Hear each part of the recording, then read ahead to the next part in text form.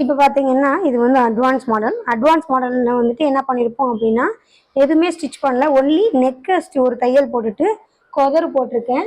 சரிங்களா, இது மட்டும் தான் பண்ணியிருக்கேன். சுற்றி அடிக்கலை, வெரைட்டி அமுக்கு தையலும் போடலை. ஓகேங்களா, இப்போ என்ன பண்ணிக்க போகிறோம், நம்ம எப்படி பிடிக்கணும் அப்படிங்கிறத மட்டும் நம்ம மார்க் பண்ணிக்கலாம். சரிங்களா, நான் லாஸ்ட் டைம் சொன்ன மாதிரி தான் இங்கே பாருங்கள் டிஸ்டன்ஸ் மார்க் பண்ணியிருக்கேன். ஸோ அப்போ ஃபஸ்ட்டுக்கு உண்டான உயரம் குறிச்சிக்கோங்க 2.5 இன்ச்சஸ். சரிங்களா, கரெக்டாக சென்ட்ரு பிடிக்கணும். ஸோ சென்ட்ருக்கு நம்ம ஃபஸ்ட்டு ஷோல்டரை சென்ட்ரு பார்த்துக்கலாம். சென்ட்ரு பார்த்துட்டு அதையும் ஒரு மார்க் பண்ணிக்கிறேன்.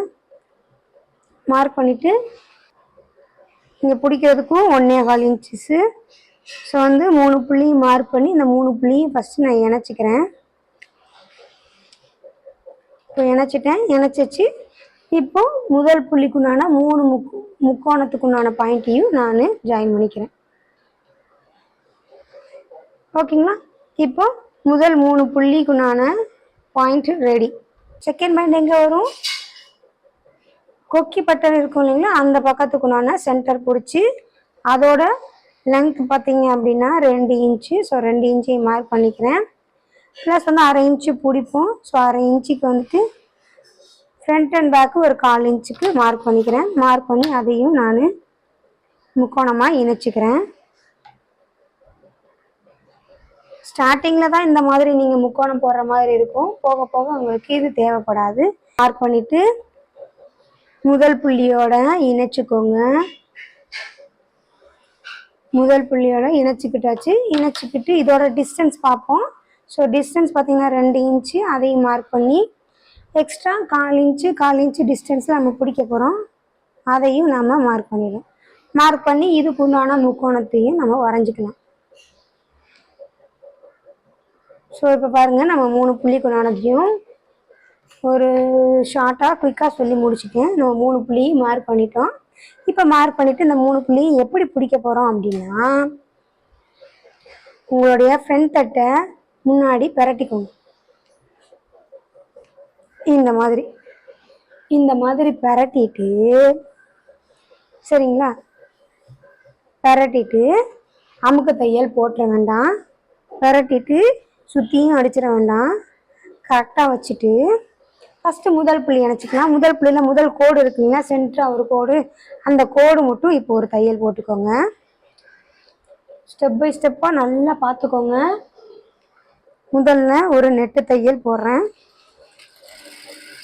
கரெக்டாக அந்த புள்ளியில் நிப்பாட்டி கட்டி கிளாத்தை வெளியே எடுத்துடுறேன்.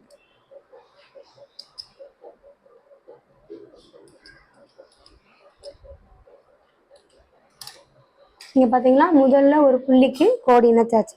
இப்போ என்ன பண்ண போகிறோம் அப்படின்னா, உங்களுடைய கையை ஜாயின் பண்ணுவோம் இல்லைங்களா, அந்த பகுதியை 2ஆக பிரித்து இங்கே புள்ளி வந்துருக்கு இல்லைங்களா, நம்ம தையல் போட்டிருக்கோம்ல, அதுக்கப்புறம் மேலே வராது, அதோட பின்னாடி பிடிச்சிருங்க. இப்போ வந்து எப்படி இருக்குது, உள்ளுக்குள்ளே பட்டன் பக்கம் உண்டானதும் இருக்குது, வெளியே இந்த மாதிரி நமக்கு துணி கவர் ஆகியிருக்கு. சரிங்களா, இப்போது அதே தான் நம்ம மார்க் பண்ணியிருக்கோம் பார்த்தீங்களா, அந்த புள்ளி இந்த இணைச்சிருக்கு இல்லைங்களா, அந்த மார்க்கு உங்களுக்கு தெரிலன்னா அந்த இருக்குது பாருங்களேன், லைனிங் சைடு நம்ம மார்க் பண்ணியிருக்க தெரியுதா, அந்த புள்ளியில் கரெக்டாக தையல் போட்டுக்கோங்க.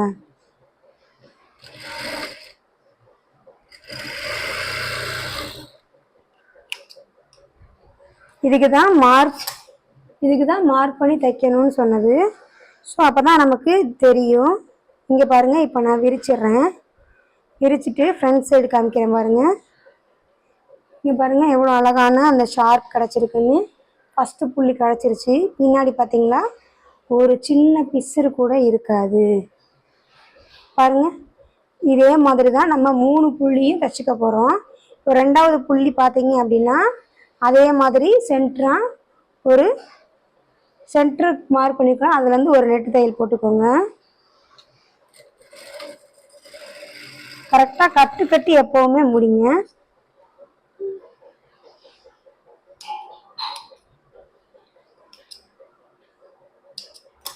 இங்கே பாருங்கள், மார்க் பண்ணியாச்சு. இப்போ அதே மாதிரி தான். இப்போ வந்து நம்ம தையல் போட்டிருக்கனால கொஞ்சம் துணி அந்த அளவுக்கு வராது. ஸோ வந்து கொஞ்சம் நம்ம தான் துணியை, உள்ளே இருக்க துணியை வெளியே எடுத்து இந்த மாதிரி எந்த அளவுக்கு தேவையோ அந்த அளவுக்கு வச்சு பிடிச்சிக்கோங்க. பிடிச்சிட்டு ஸ்டிச் பண்ணிக்கோங்க. கடிச்சாப்புல தான் தையல் இருக்கணும், சரிங்களா? அதை மறந்துடாதீங்க.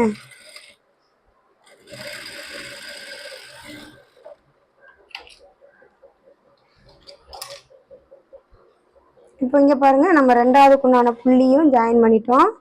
ஸோ ஃப்ரண்ட்டில் பாருங்கள் எவ்வளோ நீட்டாக வந்திருக்குன்னு. பேக் தட்டில் பாருங்களேன், உங்களுக்கு பிசுறே இருக்காது. இப்போ இதே மாதிரி தான் மூணாவது புள்ளியும். ஃபஸ்ட்டு நெட்டாக அந்த கோட்டில் ஒரு தையல் போட்டுக்கோங்க.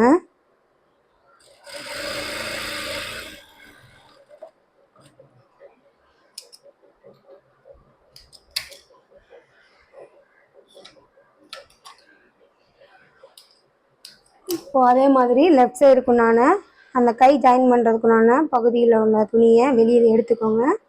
எடுத்துட்டு கிளாத்தை நல்லா கரெக்டாக பிடிச்சிக்கோங்க.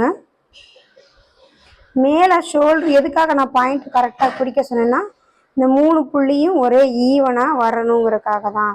இல்லைன்னா நம்ம எங்கேனாலும் ஷோல்ட்ரு பிடிச்சிக்கலாம், சரிங்களா? இப்போ நம்ம பிடிச்ச இடத்துல அந்த புள்ளியை எங்கே பிடிச்சிருக்கோம், அந்த புள்ளி எந்த அளவுக்கு கரெக்டாக போகுதுங்கிறத பார்த்துட்டு ஒரு தேய்ச்சி விட்டு ஒரு தையல் போட்டுக்கோங்க.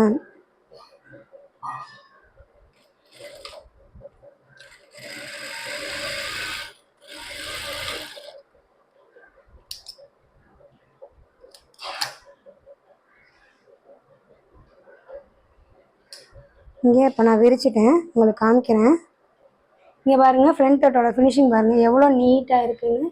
ஷார்ப் எட்ஜே வராது உங்களுக்கு. இங்கே தான் வந்துட்டு நீங்கள் முக்கோணக்குண்டான பகுதி போட்டு நீங்கள் தைச்சிங்கன்னா ஷார்ப் எட்ஜ் வரும். இது வந்து உங்களுக்கு ஷார்ப் கார்னரே வராது, உங்களுக்கு நல்ல மோல்டிங் கார்னராக இருக்கும், சரிங்களா? இப்போ பேக் தட்டு பாருங்களேன். இப்போ பின்னாடி பாருங்கள், ஒரு சின்ன பிசுறு கூட உங்களுக்கு இல்லை. இந்த செகண்ட் ஸ்டெப் வந்துட்டு ப்ளவுஸில் கப் வச்சு ஸ்டிச் பண்ணுவாங்கள்ல, அந்த மெத்தடுக்குண்டானது, சரிங்களா? கப் வச்சு ஸ்டிச் பண்ணுறதெல்லாம் நான் இன்னொரு ஃபர்தர் ஒரு வீடியோவில் உங்களுக்கு நான் போஸ்ட் பண்ணுறேன், சரிங்களா? இந்த வீடியோ உங்களுக்கு பிடிச்சிருந்துச்சுன்னா லைக் பண்ணுங்கள், மறக்காமல் என் சேனலை சப்ஸ்கிரைப் பண்ணுங்கள். வேறு ஏதாச்சும் வீடியோஸ் வேணுனாலும் என் கமெண்ட் பாக்ஸில் கமெண்ட் பண்ணுங்கள். Thank you so much. Bye bye.